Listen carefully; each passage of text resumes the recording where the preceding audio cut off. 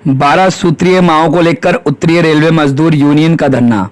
उत्तरी रेलवे मजदूर यूनियन एक बड़ी मीटिंग धरना का वरीय जंक्शन परिसर में आयोजन किया गया। 12 सूत्रीय मांगों को रखा गया। किसी मीटिंग में यूनियन के लगभग 700 पदाधिकारी कर्मचारी शामिल हुए। पिछले काफी समय से उत्तरी रेलवे मजदूर यूनियन अपनी मांगों को लेकर संघर्ष करता चला आ रहा है।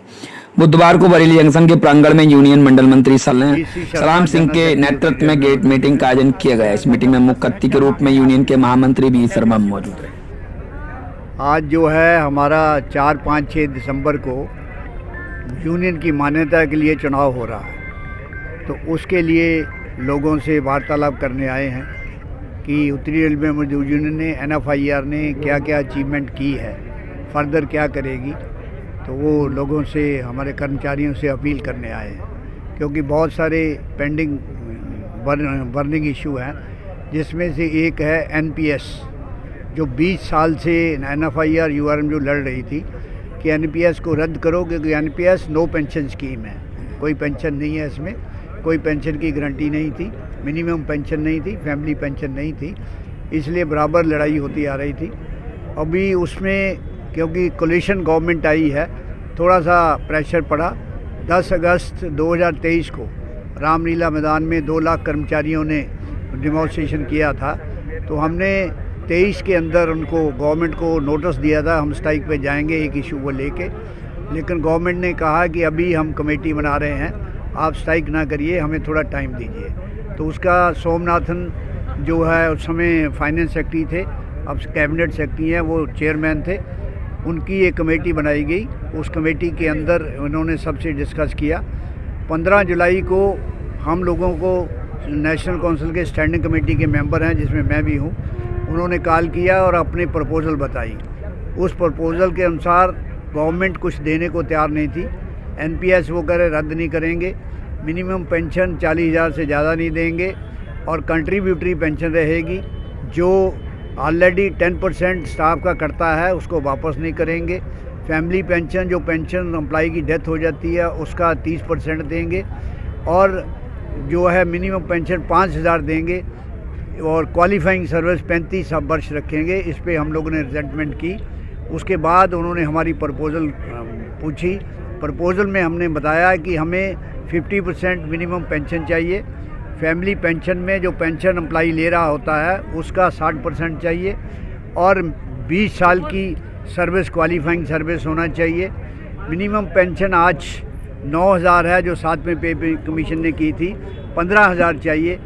तो इन तमाम बातों को लेके उन्होंने कैबिनेट सेक्रेटरी से बात की, और एक प्रपोज़ल उन्होंने हमारे सामने रखी कि मिनिमम पेंशन हम 50% देंगे, फैमिली पेंशन 60% पेंशन का देंगे, और क्वालिफाइंग सर्विस 25 साल रखेंगे, और इसके साथ ऑप्शन रखेंगे कि NPS UPS जो लेना चाहे उसको मुताबिक देंगे। अगर लेना चाहता है NPS में 60% जो मिलता है तो उसमें 6.99 पेंशन देंगे, जिसको हमने एग्री नहीं किया।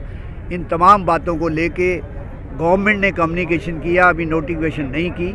हमारा संघर्ष बराबर जारी है कि जो ओल्ड पेंशन स्कीम में मिलता था वो सारे प्रावधान मिलने चाहिए। मिनिमम पेंशन 12 महीने की एवरेज या मिनिमम लास्ट पे डान का 50% मिलना चाहिए। DCRG मिलनी चाहिए, कम्यूटेशन होना चाहिए। 80, 90, 95 और 100 साल का जब हो जाता है उसकी पेंशन बढ़नी चाहिए। नया पे कमीशन जब आए उस समय भी पेंशन बढ़नी चाहिए। इन तमाम बातों को लेके आज भी संघर्ष जारी है। उत्तरी रेलवे मजदूर यूनियन NFIR संघर्ष कर रही है, आगे भी करेगी, जब तक युवा साथियों को सारे ओल्ड पेंशन के बेनिफिट नहीं मिलते। वहीं बताते चलें, आर्मी की तैयारी कर रहा युवक सड़क दुर्घटना में हुआ घायल, इलाज के दौरान हुई मौत। बहन के घर दावत में जा रहे मोटरसाइकिल सवारों को कैंटर ने टक्कर मार दी। दोनों युवक गंभीर रूप से घायल हो गए। परिवार वालों ने घायल को निजी अस्पताल में भर्ती कराया, इलाज के दौरान मौत हो गई। परिजनों ने बताया कि फतेहगंज पश्चिमी क्षेत्र के गांव मीरापुर निवासी निखिल दीक्षित 22 वर्षीय राजेश दीक्षित आर्मी की तैयारी कर रहा था। साथ में उसका तैयारा 40 वर्षीय शिवम दीक्षित पुत्र आदेश दीक्षित दोनों सोमवार को मोटरसाइकिल से पीलीभीत गांव लोका में बहन अंशी के घर बच्चे के नामकरण शामिल होने जा रहे थे। क्या नाम भैया आपका? केशव कुमार दीक्षित नाम। आपके कौन है? भतीजा है, भाई का, तेरे भाई का लड़का। कहाँ जा रहे थे, कैसे घटना हुई? जे लौका जा रहे थे दावत में, अपनी भतीजी के यहाँ लड़की की दावत में। और कार्ड भी देने जा रहे थे वहाँ, नामकरण बच्चे के नामकरण। नामकरण में जा रहे थे। वहीं कार्ड, शादी का कार्ड थे, बड़े भाई की शादी का कार्ड। फिर उसके रास्ते में ये रेठौरा से आगे ना अस्पताल है राजश्री, उसके सामने एक्सीडेंट हुआ। कहाँ से हुआ? उधर से कैंटर आई थी, इधर से ये लोग बाइक से थे, दो लोग थे, निखिल दीक्षित और शिवम दीक्षित जी। फिर दोनों क्या घायल हो गए थे? दोनों, हाँ, दोनों के चोट ज़्यादा, इसके ज़्यादा घायल हो गया, उसके कम चोट आई थी, दोनों घायल हुए थे। ये मिडी सिटी में हुए थे, भर्ती कराया? मेडी सिटी में, हाँ। फिर क्या हुआ? फिर वहाँ से अभी ये कल जो है शाम को ख़त्म हो गया 2 बजे। कौन खत्म हुआ इसमें? निखिल दीक्षित और वो दूसरा सही है, शिवम दीक्षित सही है। आपस में कौन है ये दोनों भाई? आपस में दोनों भाई हैं? हाँ, तहरे चचेरे भाई है दोनों। गाड़ी पकड़ गई? गाड़ी पकड़ गई, कैंटर चौकी में खड़ी हुई है। आपका क्या नाम है? केशव कुमार दीक्षित, कहाँ के रहने वाले थे ये? ग्राम मीरापुर, थाना? थाना फतेहगंज पश्चिमी। वहीं आपको बताते चले महिला के प्राइवेट पार्ट पर चाकू से किया हमला, मौके पर हुई मौत। दहेज लोभी पति ने चाकू से गोद कर की पत्नी की हत्या। दहेज के लालची पति ने दहेज में 5 लाख की रकम न मिलने पर पत्नी पर चाकू से हमला कर दिया। उसकी मौत हो गई। पुलिस ने पति को गिरफ्तार कर मृतक को सब पोस्टमार्टम के लिए भेज दिया। बहेड़ी थाना क्षेत्र के गांव टांडा निवासी 22 वर्षीय गोसियां उसके ही पति शाहिद उर्फ भूरा ने चाकू से गोद कर हत्या कर दी। पोस्टमार्टम हाउस पर मौजूद मृतका के मायके वालों ने बताया कि गांव के ही रहने वाले इसरार की बेटी गौसिया को विवाह किया था 2 वर्ष पहले, लेकिन दहेज के 5 लाख रुपए लाने के लिए कहता दबाव डालता था, अक्सर मारता पीटता था, कई बार उससे करंट भी लगा चुका है। क्या नाम है आपका? मेरा मोहम्मद इस्माइल नाम। आपकी कौन चीज़ है? मेरी भतीजी है क्या नाम है इसका? गौसिया, कहाँ शादी करी थी? बहेड़ी। कितने समय हो गया 2 साल शादी हुआ? क्या हुआ था, कैसे पूरा? ये हुआ 2 साल से शादी करी तो हमारे भैया का घर भी नहीं था। 1.5 लाख रुपए दहेज में मांगे तो उनने दे दिए, और बेचारे ने अब 5 लाख रुपए मांग रहे थे उससे। उसके पास पैसे नहीं थे, उसे टॉर्चर कर रहे थे, बहुत बत्ती के करंट लगा रहे थे। और फिर उसके बाद थाने में FIR करवा दी थी उसकी। फिर उसके बाद उसको पता ना क्या हुआ, इनने घर में बंद करके मारा और उसके पैर तेज़दार धार चाकू से काट डाला पैर, और पैर और काट के और प्राइवेट पार्ट को भी काटा। और काटने के बाद क्या कह रहा है कि लड़की जो ख़त्म हो गई, वो अस्पताल ले जा रहे हो बंदवान, तो वहाँ डॉक्टर ने कही ये लड़की हो गई ख़त्म, इसे घर ले जाओ, वापस ले जाओ, यहाँ से यहाँ कुछ नहीं है। उसको मार के बिल्कुल घर में खून बहा के धो के सब तो लेके गया, और उसको बहुत बेरहमी से मारा, तेज़धार चाकू से मारा धार से, और बड़ी बेरहमी से मार के और उसे तो अस्पताल लेके जा रहा था। और फिर उसमें कह रहा वो ऐसा हुआ चौकैया लग गई है, चौकैया डाली तेज़धार चाकू से मार के। इसका हाथ है मारने? इसके घर वालों के सहारे से ही मारा गया। इनके घर वालों के नाम तो उसमें लिखा हुआ है तहरीर में। क्या रिश्ता लगता है इनका? जैसे एक भैया है और भैया का लड़का है, वो भी कई बार उसके घर में घुस गया लड़की के, और इसके वो नंदोई हैं, और उसका एक भाई बहनोई है। तो ये लोगों ने सबने मिलके काम ऐसा करवाया है। पहले भी कुछ ऐसा किया? हाँ, पहले में बत्ती के करंट मारे, इसको मारा, उसका मैंने फ़ोटो भेजा जी, फ़ोटो उसके पिटा हुए का है पहले का। ननंद का भी हाथ है? हाँ, ननन का भी हाथ है इस समय।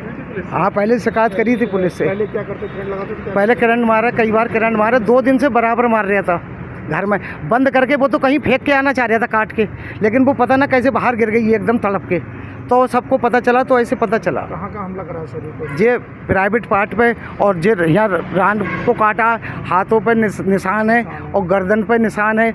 अब ये आगे पता नहीं, जब पहुँचे तो हाँ ख़त्म हो चुकी थी। अब आगे पोस्टमार्टम में पता चलेगी कि कहाँ कहाँ मारा है। क्या करता है इसका पति? इसका पति सब्जी का काम करता है। कह रहा है मेरे पास बहुत पैसा है और मैं कुछ भी कर सकता हूँ, पैसे के दम पे छूट सकता हूँ। मेरी योगी जी से ये संवेदना है कि इसका घर पे बिल्डोजर चलाएं, इसका पहले पैसा ख़त्म करें, क्योंकि जो पैसे की धमकी दे रहा है, कह रहा है पैसे के दम पे मैं छूट ही आऊँगा।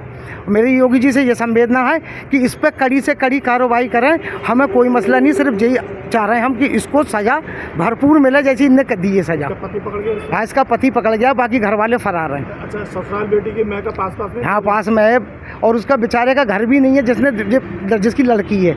तुम देख लेना, उसके घर में आज खान कल का ठिकाना नहीं है।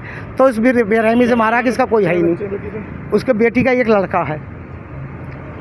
अब इसमें क्या चाहते हैं? हम ये चाह रहे हैं कि कड़ी से कड़ी इसको सज़ा मिले, और योगी जी इसकी सज़ा दिलाएंगे।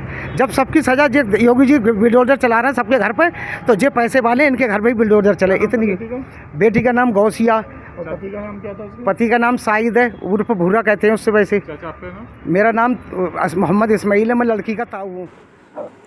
वहीं आपको बताते चलें 25, 26, 27 अक्टूबर को बरेली क्लब में लगेगा दीपावली मेला।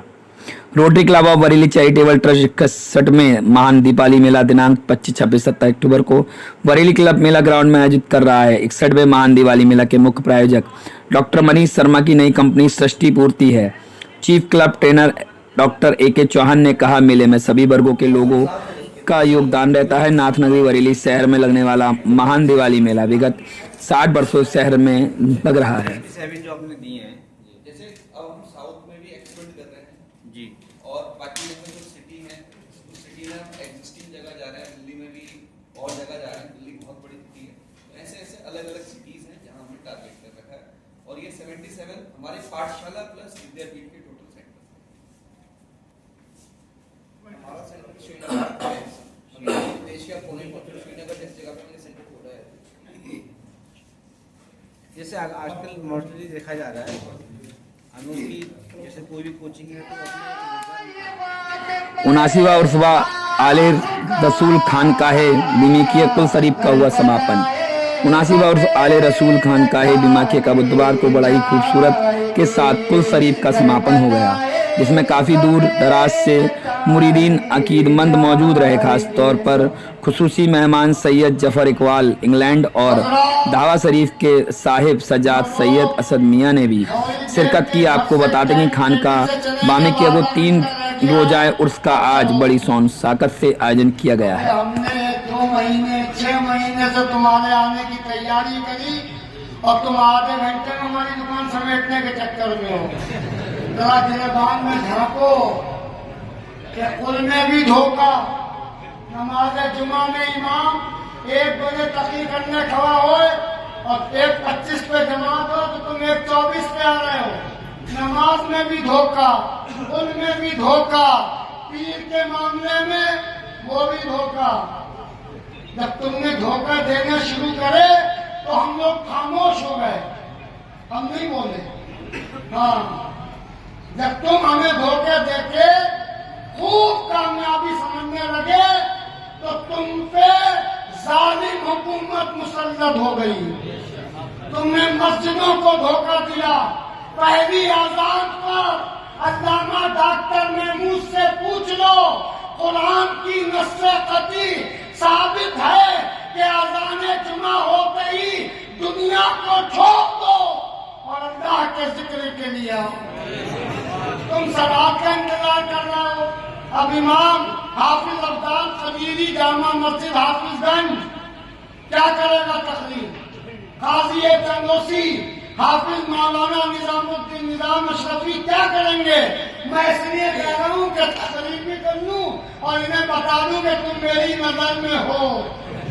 ये जितने इमाम आए हुए अल्हम्दुलिल्लाह ये बेफिक्र रहे, मैं इमाम हसन की औलाद हूँ, इसलिए अपने किसी सुन्नी इमाम को धोखा नहीं दूंगा। जहर तो पी सकते हैं लेकिन इमाम को धोखा नहीं दे सकते। ये टीम इस बार खानकाह मुखिया की मुंबई से जो आई है, ये भी कहती होगी हजरत ने खाना, हजरत ने नाश्ता नहीं पूछा। हजरत अब इस मकाम पर है जिसको निशात में आने फरमाया, ये अजीब आलमे जिस्म है अजीब आलमे महफियात। कभी चप्पे चप्पे पे है नजर, कभी शोर व शर की खबर। Yeah.